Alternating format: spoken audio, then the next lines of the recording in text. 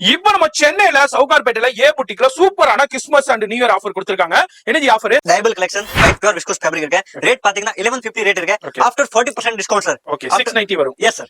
அதோட சேர்த்து துப்பட்டா கூட வருது. சரி 350 per மீட்டர் துப்பட்டா. அத ஃபேப்ரிக் பாத்தீங்கன்னா டயபிள் இருக்கும்.